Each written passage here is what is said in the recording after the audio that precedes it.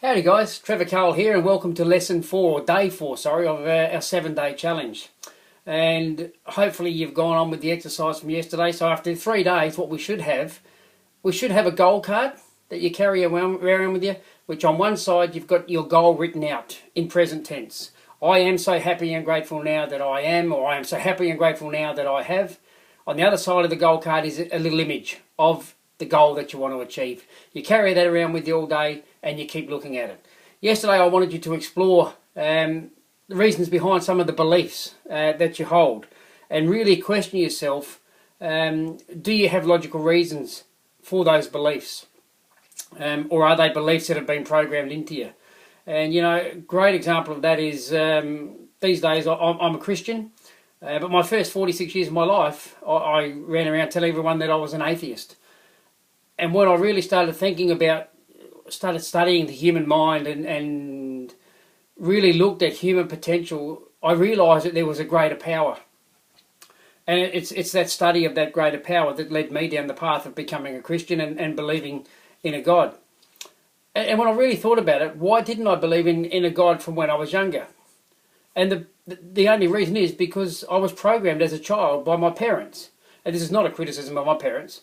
But I was programmed as a child by my parents, by my siblings, that there was no God. And I just, being young and impressionable, it just filtered into your subconscious mind and it became a belief. But it wasn't my belief, it was other people's beliefs that were programmed into me. And you'll be the same. There's a lot of beliefs that you have that you haven't actually consciously made a decision to believe that, but it was programmed into you at a young age by others. So I wanted you to really think about the beliefs that you hold and do you have logical reasons for some of the beliefs or all of the beliefs that you hold. And start moving forward, understanding that you've got the power, you've got the ability to decide for yourself. When you hear something, do I believe this or don't I believe it? It's a choice that you have. The one and only thing that we have total and complete control over is the power of choice, the power of our decisions. So that's where we are at the stage. Today I want to talk about effectively a lesson that we run in our program called Environment is but our looking glass. And what does that mean? It means that if we look around us, what we're surrounded by is not what we hope or wish for, but what we are. We attract to us what we are inside by the image that we hold of ourselves. And way back in the early 1900s, James Allen wrote a wonderful little book called As a Man Thinketh. Grab a hold of it if you can. It's a 30 or 40 minute read, but it's so powerful. And one of the things he says in there is, mind is the master power that moulds and makes, and man is mind, and evermore he takes the tool of thought, and shaping what he wills he brings forth 1,000 joys or 1,000 ills. He thinks in secret, and it comes to pass. Environment is but our looking glass. And what that means is effectively, as I said, our environment, what's around us, is what we have attracted to us based on what's going on inside of us. All right, and it really gets back to the image that we hold of ourselves. And you know, how many times do you walk around and speak to yourself in a way that you'd be really offended by if other people spoke to you about it? Do you walk around, you know, and I know so many people that do this, I used to do it myself. So many people walk around saying, I can't do this, I can't do that. Yeah, John can do it, but I can't. You know, I'm so bad at this, I've got a bad memory. The language we use to ourselves creates the image that we hold of ourselves. And most of us have got a limited image of ourselves because of the language we use when we talk to ourselves. Henry Ford, many years ago, came up with a fantastic quote, one of my favourites. He said, whether you think you can or think you can't, you're right. You know, so really think about the language that you're using with yourself, because it's that language that you're using with yourself that creates, solidifies the image that you hold of yourself. You've got to try and change the image you've got of yourself to one of an unlimited potential, you know, because you do have unlimited potential. If you know somebody that's earning 3, 4, 5 times more than you, there's no reason why you can't do it other than the limitations that you've put on yourself. So really think about that, the language that you use for yourself, use when speaking about yourself. As I said, we speak to ourselves in a way that we would be deeply offended if other people said it to us. Yet we almost effectively abuse ourselves all the time by the way we speak. So language is very important, very powerful. Anything you say after I am is very, very powerful. It's got negative connotations to it, it's going to be a negative impact on you, on your self-image. So today, looking at your self-image, and know that you're truly capable of whatever you want. You know, I mean, a massive difference between what we know and what we do. And, you know, we all run around seeking more information, but we've all got enough information to be doing a hell of a lot better than what we do, but we don't do it. And one of the reasons for that, as I said, is because we have this limitation that we've placed on ourselves.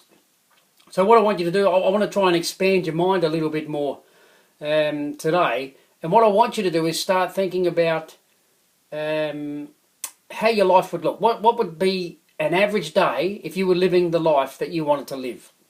And I want you to start writing it down, because it's very important to write. You know, because it's the writing that creates the thinking creates the feeling ultimately will produce the result. So I want you to start writing down what your day would look like if you were living the life that you truly wanted to live. Now, as an example for me, it would be, you know, wake up at 5:30, get up, get dressed, go through the morning ritual of saying my prayers, going for my exercise, coming home, sitting down, meditating for 10-15 minutes, having a shower, get breakfast, all that sort of thing, and then moving on to what I want to happen during the day as far as number of appointments with clients goes and things like that. I want you to think about what's your average day going to look like when you're doing what you want to do, and I want you to put that in writing, and be empowered by it. Again, don't put any limitations on it. Don't worry about how it might happen.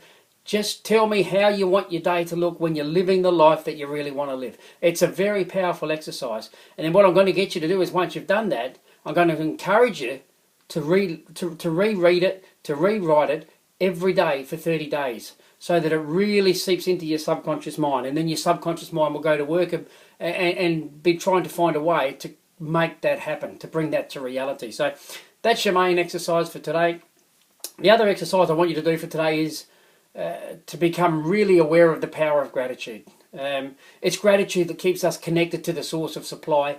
We have so many things in this world to be grateful for, and yet most of those things that we should be grateful for we take for granted. So what I want you to do is to make a list at some stage today, and make a list of 30 things that you're grateful for. And very easy, you know, whether it's simple things, you know, you're alive, you woke up, you've got oxygen to breathe, you've got arms, legs, you've got electricity, water, clean water, you know, so many things to be grateful for. Make a list of 30 things to be grateful for. Before you go to bed tonight, sit down and read through them again, and then when you get up in the morning, read through them again, and then try and get into the habit again every day of just writing down, when you wake up every morning, make a list of 5 or 10 things that for that day you're grateful for, and stop taking things for granted. And as I said, just be really grateful, because gratitude is an attitude for empowerment and growth. So there you have it, guys. These are your exercise, a couple of exercises for today. Very powerful exercises. They may seem simple, but very powerful.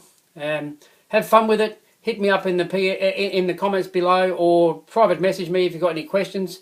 Have fun with it. Look forward to speaking to you tomorrow. Have a great day. Bye for now.